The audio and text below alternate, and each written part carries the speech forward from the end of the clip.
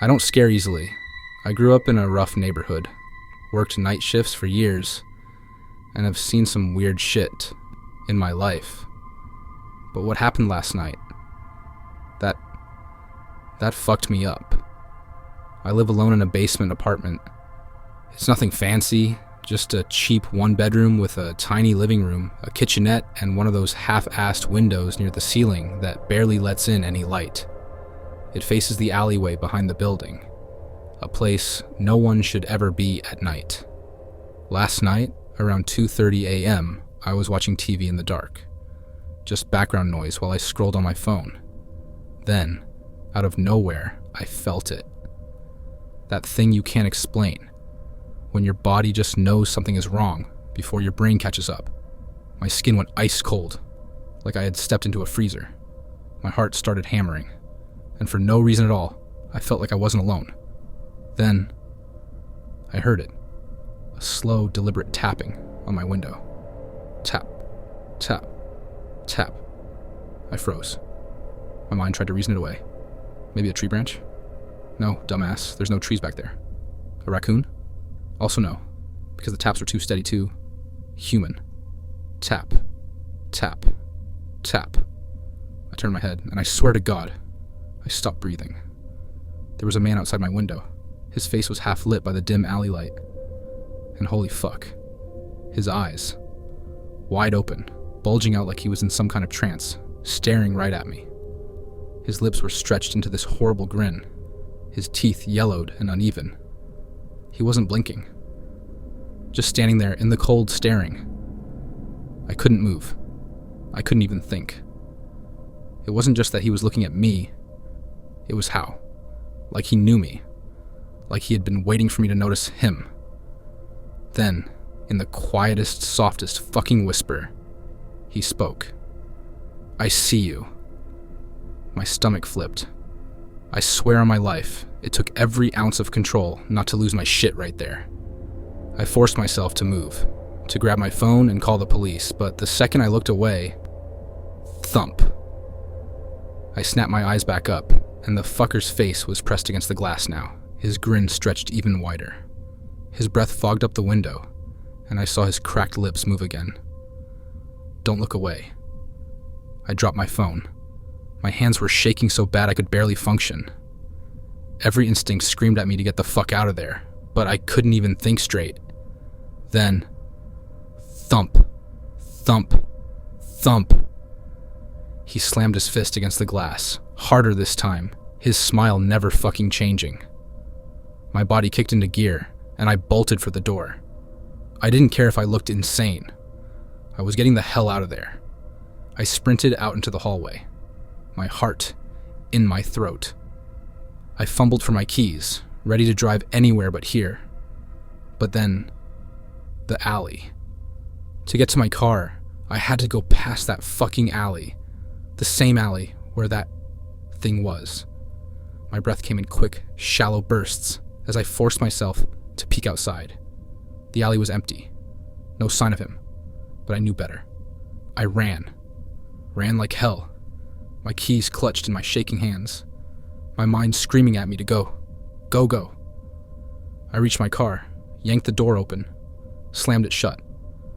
And there he was, standing just a few feet in front of my headlights, grinning that goddamn grin. Except now, he wasn't alone. Two more figures emerged from the shadows, both with the same lifeless, staring eyes. They moved in unison, stepping closer, their grins stretching impossibly wide. I floored it. Didn't care if I hit them. Didn't care about anything except getting away. My tires screeched as I peeled out onto the road, my breath coming in ragged gasps. I didn't stop driving until I was miles away. When I finally pulled into an all-night gas station, hands still shaking, I checked my phone. In my panic, I had unknowingly recorded a video when I dropped it. With shaking fingers, I pressed play.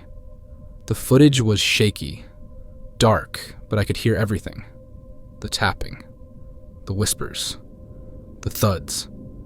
Then, just before the video cut off, a voice that wasn't mine, A deep, rasping whisper, barely audible through the speaker. "We'll see you soon. I'm not going back to that apartment. I don't know what the fuck I saw last night, but I'm not sticking around to find out."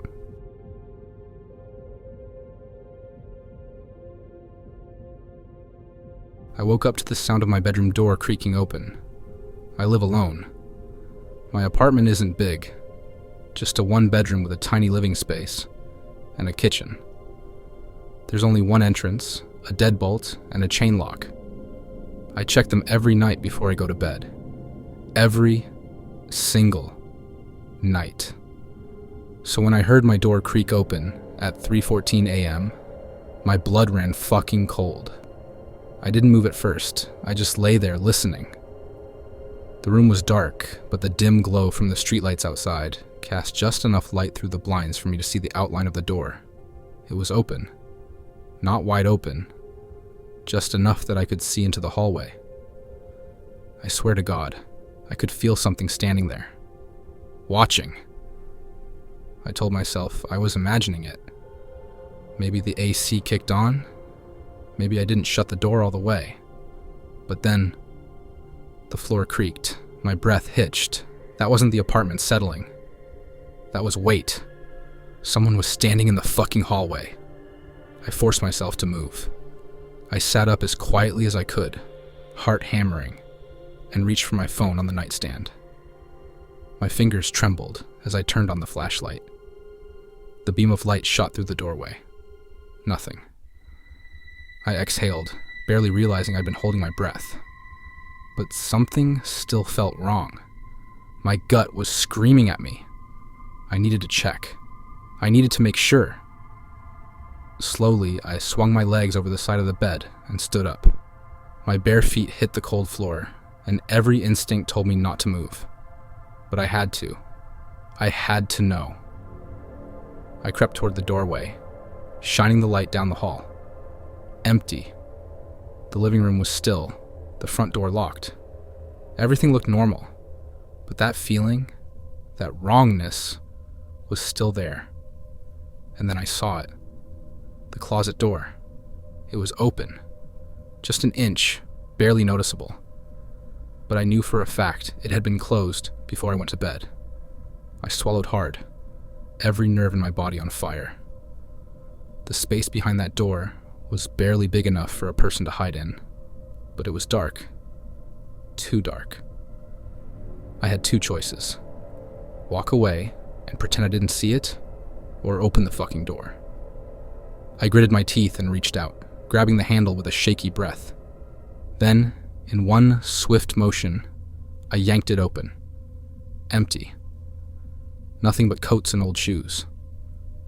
My heart was still hammering, but I let out a shaky laugh. "Jesus Christ," I muttered under my breath. I was losing my mind. I shut the closet door and turned back toward my bedroom. But as I took my first step, click. The sound was so soft, I almost thought I imagined it. But no, I knew that sound. The closet door latch.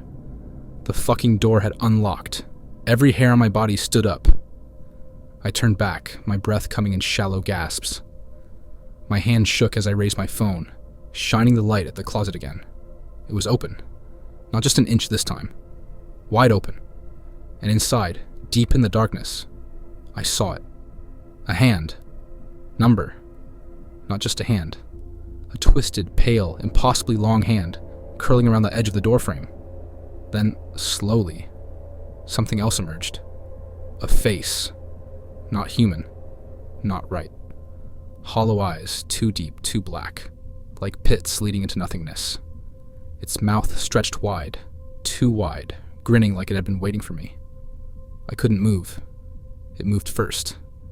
It lunged. I stumbled back, crashing into the nightstand, my phone flying out of my hand. The room plunged into darkness, but I could hear it. Heavy, ragged breathing. Nails scraping against the floor. I scrambled backward, my mind screaming at me to run, to fucking move, but it was already inside the room. Then, silence. For a moment I thought maybe Maybe it was gone. Then I felt it. The slow, cold pressure of something crawling onto the bed behind me. I didn't think. I just ran. I fucking bolted. I didn't stop, didn't look back. I ran straight out of the apartment, barefoot, into the freezing night. I sat outside in my car until the sun came up. I don't know how long I stayed there, staring at the apartment door, waiting to see something move. Nothing did. When daylight finally came, I forced myself to go back inside. Everything was exactly how I left it. My phone was on the floor, the closet door wide open. But the worst part, the bed sheets were pulled back, like something had crawled in. I'm not staying here tonight. I don't give a shit how crazy it sounds. I'm never sleeping in that room again.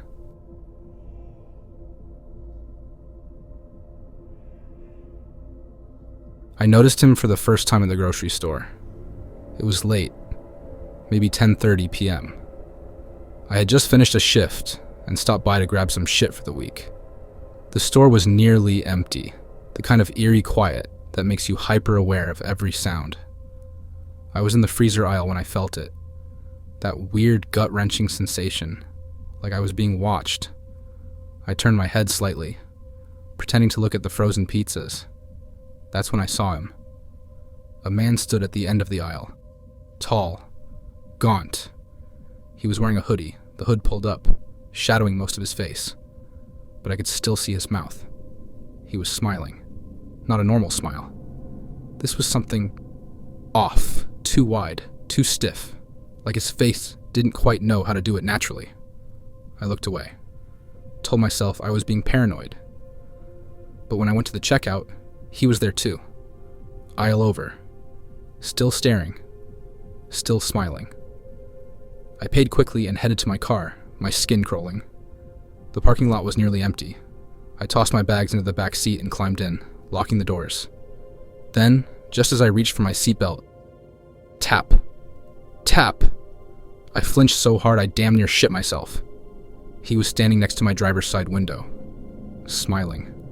My stomach twisted into knots. He hadn't followed me out. I would have heard him. There was no way he made it across the lot that fast. I forced myself to act normal. Slowly, I put the key in the ignition and started the engine. His smile didn't change.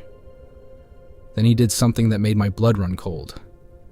He raised his hand and waved like he fucking knew me. I didn't think.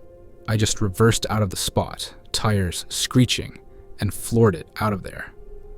I kept checking the rearview mirror, half expecting him to be running after me, but he wasn't. By the time I reached my apartment, I had almost convinced myself it was just some creep trying to fuck with me. A weirdo, but nothing more. I locked the door behind me and double-checked it, still feeling on edge. But by the time I got into bed, exhaustion won. I fell asleep. And then, at 3:12 a.m., I woke up. At first, I didn't know why. Then I heard it. Tap. Tap. My body went ice cold. It was coming from the fucking window. I live on the 3rd floor. Heart hammering. I turned my head. Just enough to see, without moving too much. There he was. Outside my fucking window. The same smile. The same unmoving, twisted fucking grin. His hands were pressed against the glass, his fingers splayed wide. There was no ledge, no fire escape.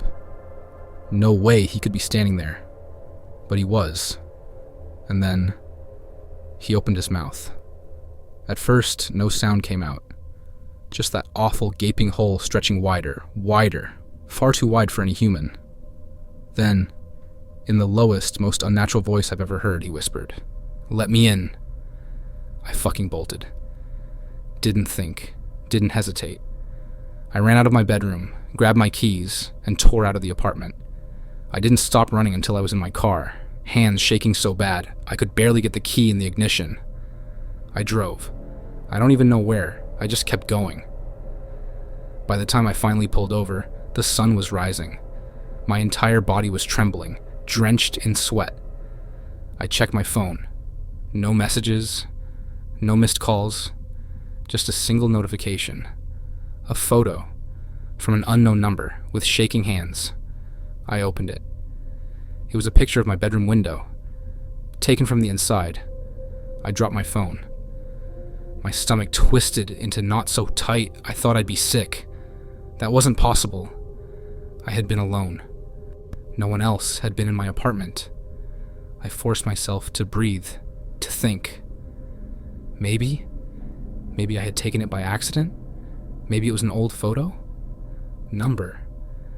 Because as I stared at the image, I noticed something in the reflection of the glass. A face. Not just any face. His face. He was inside my fucking room when the picture was taken. A wave of nausea crashed over me. My skin felt like it was crawling, every nerve screaming. I looked around, suddenly feeling exposed, like he could be watching me right now. Then, another notification. A text message. You left the door unlocked. Number no fucking way. I checked my pockets for my keys. They weren't there. I must have left them in my apartment in my rush to get out. I couldn't go back, but my brain was screaming at me. He's inside. Another message. Come back. I'm waiting. I threw my phone onto the passenger seat and floored it. I didn't care where I was going. I just knew I had to get away. I don't know who or what he was, but I know one thing for sure. He got inside, and I don't think he ever left.